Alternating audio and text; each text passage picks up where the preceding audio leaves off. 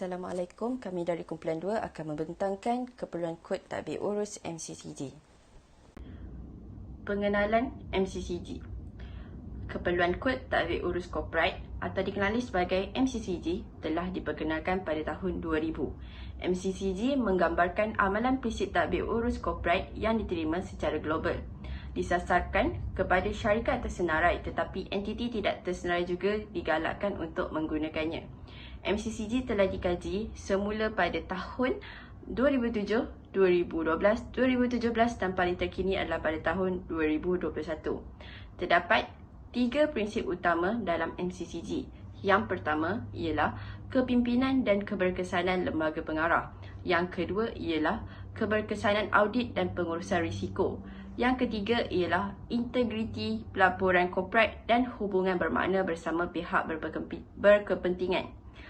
Entiti yang tidak disenaraikan harus mempertimbangkan untuk menerapkan amalan ini kerana tadbir urus korporat adalah proses dan struktur yang digunakan untuk mengarah dan mengurus perniagaan dan hal ehwal sesebuah syarikat bagi meningkatkan keuntungan perniagaan dan kebertanggungjawabaan korporat dengan tujuan untuk mencapai nilai jangka panjang pemegang saham tanpa mengenepikan kepentingan pihak berkepentingan yang lain.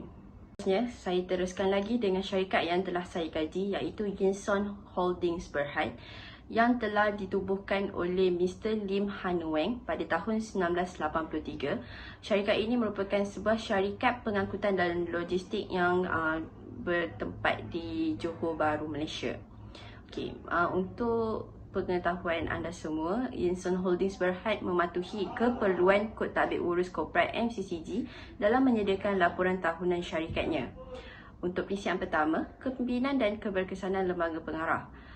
Pada tahun 2009 hingga 2020, iaitu tahun yang telah kami kaji, Mr. Lim Han Weng telah memegang jawatan sebagai pengerusi, manakala anak lelakinya, Mr. Lim Chen Yuan, sebagai Ketua Pegawai Eksekutif CEO. Tetapi pada tahun 2011 hingga 2013, Mr. Lim Han Weng memegang 2 jawatan, iaitu sebagai pengerusi dan juga pengarah urusan. Oleh itu, pada tahun 2014, Mr. Lim Han Weng dilantik menjadi pengerusi sahaja kerana Yinson Holdings Berhad sangat komited untuk mematuhi kod tadbir urus korporat. Untuk prinsip yang pertama ini, prinsip A, kepimpinan dan keberkesanan lembaga pengarah, yang menyatakan bahawa untuk pengerusi hanya perlu memegang 1 jawatan sahaja. Prinsip B MCCG iaitu keberkesanan audit dan pengurusan risiko. Jawatan kuasa audit memainkan peranan utama dalam struktur tadbir urus sesebuah syarikat. Tahap pengetahuan, kemahiran, pengalaman dan komitmen ahli jawatan kuasa yang bersesuaian merupakan unsur penting dalam memastikan jawatan kuasa audit mempunyai keupayaan untuk melaksanakan tanggungjawabnya dengan berkesan. Oleh itu, Yinson Holdings Berhad mematuhi MCCG prinsip B dengan memperincikan subtopik yang tersenarai dalam laporan tahunan dan mewajibkan kehadiran setiap ahli lembaga pengarah dalam mesyuarat jawatan kuasa audit dan melantik pengurusi jawatan kuasa audit, dan pengurusi lembaga pengarah adalah individu yang berbeza. Prinsip C untuk MCCG iaitu integriti pelaporan korporat dan hubungan bermakna bersama pihak berkepentingan, menyatakan bahawa komunikasi dan interaksi berterusan dengan pihak berkepentingan mampu membina kepercayaan dan persefahaman antara syarikat dan pihak berkepentingan. Pada tahun 2020, Yinson Holdings Berhad telah membuat perubahan di mana syarikat menyatakan setiap satu prinsip yang digunakan agar pihak berkepentingan dapat memahami pengaturan syarikat mereka. Yinson Holdings Berhad memastikan juga pihak berkepentingan mendapat info yang baharu mengenai syarikat melalui burs darling dan sidang media. Baiklah, saya Nur Syazwani binti Muhammad Hisham bernombor matrik A177026 akan meneruskan pembentangan dengan syarikat YKJI Holdings Berhad. YKJI Holdings Berhad atau nama lainnya Yung Kong Galvanizing Industry Berhad merupakan sebuah syarikat yang merujuk dan mematuhi kod tadbir urus korporat syarikat Malaysia iaitu MCCG dengan praktik yang terbaik. Buktinya, menurut prinsip A, kepimpinan dan keberkesanan lembaga pengarah, di mana lembaga pengarah juga disokong oleh setiap Setiausaha Syarikat yang berkelayakan di bawah Seksyen 235 Subseksyen 2A Akta Syarikat 2016. Setiap tahun, YKJI Holdings Berhad juga akan mengeluarkan piagam lembaga pengarah mempunyai kuasa lembaga pengarah, jawatan kuasa dan pengarah dinyatakan dengan jelas di bawah subtopik imbuhan, di mana syarikat telah menzahirkan imbuhan untuk setiap ahli pengurusan di dalam laporan tahunan setiap tahun. Imbuhan termasuklah fee, gaji, bonus dan juga emolumen lain. Namun, antara amalan yang boleh dipertingkatkan oleh YKJI Holdings Berhad adalah dengan menzahirkan imbuhan dalam lingkungan RM50,000 sahaja. YKJI Holdings Berhad juga telah mengambil syarikat Ernst & Young Advisory Services sebagai juru audit dalaman syarikat. IAS akan menilai sistem kawalan dalaman operasi syarikat dengan mengkaji proses perniagaan setiap tahun. Hal ini menunjukkan bahawa syarikat YKJI Holdings Berhad mematuhi MCCG dalam pencapaian hasil dengan melaksanakan amalan untuk syarikat mempunyai rangka kerja tadbir urus, pengurusan risiko dan kawalan dalaman yang berkesan dan pihak berkepentingan boleh menilai keberkesanan rangka kerja tersebut. Di bawah prinsip terakhir iaitu integriti pelaporan korporat dan hubungan bermakna bersama pihak berkepentingan, menekankan aspek komunikasi dengan pihak berkepentingan dan pengendalian mesyuarat agung. Laman web rasmi syarikat iaitu www.ykjigroup.com berfungsi sebagai saluran komunikasi utama untuk pihak berkepentingan untuk mendapatkan maklumat terkini mengenai syarikat. Yang terakhir sekali, YKJI Holdings Berhad juga akan mengadakan mesyuarat agung yang berfungsi sebagai forum utama dalam memberi peluang bagi pemegang saham untuk mengemukakan soalan berkenaan dengan isu laporan tahunan, penyata kewangan yang diaudit, perkembangan syarikat, perancangan kawalan dalaman dan risiko kepada lembaga pengarah untuk penjelasan. Segala penjelasan yang diberikan di dalam laporan tahunan YKJI Holdings Berhad sangat bertepatan dengan peruntukan di dalam MCCG. Kesimpulannya, dapat dilihat bahawa YKJI Holdings Berhad telah mematuhi dengan praktik terbaik mengikut setiap peruntukan yang ternyata di dalam Kod Tadbir Urus Korporat Malaysia pada setiap tahun. Seterusnya, saya Siti akan menerangkan rumusan bagi syarikat YLY Holdings Berhad. Sepanjang analisa 10 tahun, YLY Holdings Berhad mematuhi keperluan Kod Tadbir Urus Korporat MCCG, terutamanya prinsip yang kedua iaitu keberkesanan pengurusan audit dan risiko. Keperluan Kod Tadbir Urus Korporat MCCG yang digunakan oleh YLY Holdings Berhad diklasifikasikan seperti berikut. Yang pertama adalah kepimpinan keberkesanan pengarah. YLY Holdings Berhad sentiasa memastikan lembaga pengarahnya berada pada tahap yang optimum untuk membuat segala persetujuan ke atas setiap pengurusan syarikat. Perbezaannya adalah pada tahun 2009, setiap laporan yang disediakan oleh syarikat YLY Holdings Berhad adalah mengikut keperluan Kod Tadbir Urus Korporat, walaupun tidak menyatakan dengan khusus pembahagian prinsip yang digunakan. Pada tahun ini juga, syarikat menyatakan setiap satu subtopik yang berada pada setiap prinsip yang digunakan. Namun, pada tahun 2020, syarikat menyatakan dengan jelas setiap prinsip yang digunakan dan pembahagiannya. Yang kedua adalah keberkesanan audit dan pengurusan risiko. Pada tahun 2009, syarikat YLY Holdings Berhad membuat laporan jawatan kuasa audit berdasarkan MCCG di mana setiap satu topik disenaraikan secara terperinci di dalam laporan jawatan kuasa audit.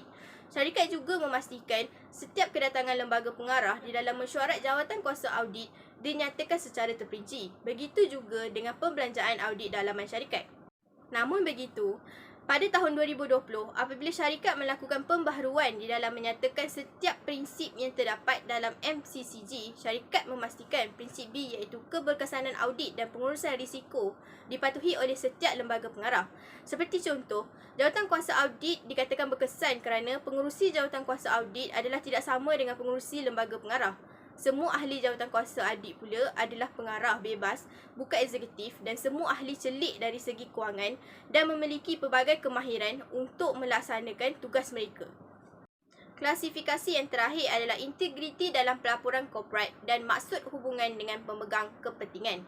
Pada tahun 2009, syarikat YLY Holdings Berhad tidak menyatakan secara spesifik berkaitan dengan prinsipal C. Namun, terdapat bahagian yang menyatakan hubungan syarikat dengan pihak berkepentingan.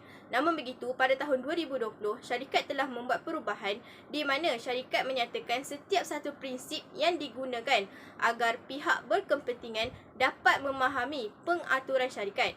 Pada tahun 2020 juga, syarikat sentiasa memastikan pihak kepentingan mendapat info yang baharu mengenai syarikat melalui bursa link dan sidang media.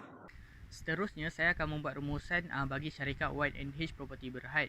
Syarikat Y&H Property Berhad telah mengikuti hampir segala garis panduan yang telah ditetapkan oleh MCCG. Tetapi mereka tidak mendedahkan dalam garis panduan mesyuarat agung mengenai minit mesyuarat dan juga mengenai kewajipan hadir bagi pengarah mereka. Pada tahun 2009, Y&H Property Berhad tidak menyertakan setiap satu prinsip yang digunakan secara terperinci, tetapi bermula pada 2017 sehingga kini, Y&H Property Berhad telah membuat perubahan di mana syarikat menyatakan setiap satu prinsip yang digunakan agar pihak berkepentingan dapat memahami pengaturan syarikat mereka. Antara garis panduan MCCG yang telah dipatuhi oleh Y&H Property Berhad adalah pengurusi bagi Y&H Property Berhad tidak terlibat dalam mana-mana jawatan kuasa seperti jawatan kuasa audit. Jawatan bagi pengurusi dan juga CEO bagi Y&H Property Berhad juga adalah merupakan dua individu yang berbeza. Pengarah bukan eksekutif bebas adalah separuh daripada ahli lembaga. Pengurusi jawatan kuasa audit bukan pengurusi pengurusi lembaga pengarah. Pengumuman dan pelepasan hasil kewangan setiap 10 tahunan. Hal ini supaya pihak berkepentingan dapat maklumat yang terkini. Seterusnya, saya Hanis akan merumuskan tentang Yongtai Berhad. Syarikat Yongtai Berhad telah menghasilkan laporan tahunan mereka mengikut Kod Tadbir Urus Korporat MCCG. Syarikat ini telah menyedari akan kepentingan untuk mengamalkan MCCG dan mereka mengatakan yang mereka akan terus komited untuk menyediakan laporan mengikut prinsip MCCG serta mengamalkan standard yang tertinggi. Sebagai contoh, pengurusi mereka iaitu Datuk Indra Said Nurul Zaman juga merupakan salah seorang daripada ahli jawatan kuasa audit. Mengikut MCCG yang terkini 2021, pengurusi tidak lagi boleh menjadi salah seorang daripada ahli jawatan kuasa, maka syarikat Yongtai Berhad ini perlu membuat sedikit perubahan ke atas struktur organisasi mereka. Selain itu, mengikut MCCG, ketua pengarah tidak boleh terlibat dalam jawatan kuasa ini untuk memastikan ada periksa dan keseimbangan serta semakan objektif. Seterusnya, MCCG ada mengatakan bahawa lembaga pengarah bertanggungjawab untuk pengurusan risiko dan sistem kawalan dalaman syarikat. Segala kegiatan pengurusan risiko Yongtai Berhad dilakukan oleh pihak pengurusan melalui Jawatan Kuasa Risiko Pengurusan MRC yang dipengerusi oleh Ketua Pegawai Kewangan. MCCG juga ada memberi panduan tentang lembaga pengarah perlu memastikan adanya komunikasi yang berkesan, telus dan berkala dengan pihak berkepentingan. Maka, Yongtai Berhad telah menetapkan Kod Tingkah Laku dan Etika Perniagaan, Dasar Anti-Rasuah dan Rasuah, ABC serta dasar dan prosedur pemberian maklumat whistleblowing yang bertujuan untuk mempromosikan tingkah laku perniagaan yang baik, tingkah laku beretika, mengekalkan budaya korporat yang sihat dalam syarikat, komited terhadap standard integriti profesional dan juga memberikan jaminan kepada pihak berkepentingan bahawa syarikat menjalankan perniagaan dan operasinya secara beretika dan bertanggungjawab. Secara kesimpulannya, syarikat Yongtai Berhad ini mematuhi segala panduan serta arahan yang terdapat di dalam MCCG. Itu sahaja daripada saya dan saya serahkan kepada penyampai seterusnya. Assalamualaikum pada Dr. Amirul kakak sekalian. Seterusnya kita akan melihat pada syarikat Yuan Corporation Berhad. Syarikat ini mula ditubuhkan pada tahun 1990-an sebagai syarikat pembuatan katil berskala kecil dan berkembang pada tahun 1982 di pasaran tempatan. Syarikat ini akhirnya bertukar menjadi syarikat pada tahun 2008 dan akhirnya tersenarai di Bursa Saham pada tahun 2009. Bagi keperluan Kod Tadbir Urus Korporat MCCG, syarikat ini mematuhi segala laporan terdapat di prinsip A iaitu kepimpinan ahli lembaga pengarah dan keberkesanannya, di mana kita dapati bahawa separuh daripada ahli lembaga pengarah mereka adalah pengarah bukan eksekutif bebas. Bagi prinsip B, iaitu keberkesanan audit dan pengurusan risiko, kita dapati bahawa di bahagian jawatan kuasa audit, Yang On tidak mengamalkan dasar cooling off bagi rakan kongsi mereka sekurang-kurangnya 2 tahun sebelum dilantik sebagai ahli jawatan kuasa audit.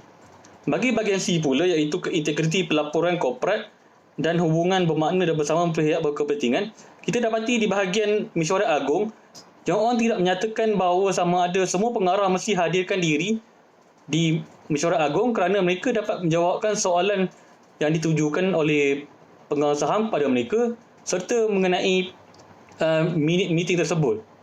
Kesimpulannya, kita dapati bahawa syarikat ini mematuhi hampir semua garis panduan yang telah ditetapkan di MCCG. Akhir sekali, kita akan melihat kepada kesimpulan.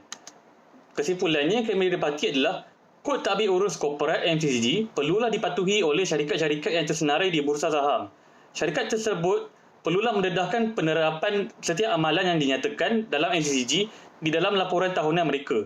Dan berdasarkan kajian syarikat yang telah kami lakukan, kami dapati bahawa semua syarikat telah mematuhi garis panduan yang telah ditetapkan MCCG meskipun terdapat bahagian yang mereka masih tidak patuh. Namun begitu, syarikat-syarikat tersebut telah nyatakan hasrat mereka untuk memperbaiki laporan mereka dengan mematuhi garis panduan yang telah ditetapkan MCCG. Itu sahaja daripada kumpulan kami. Sekian, terima kasih.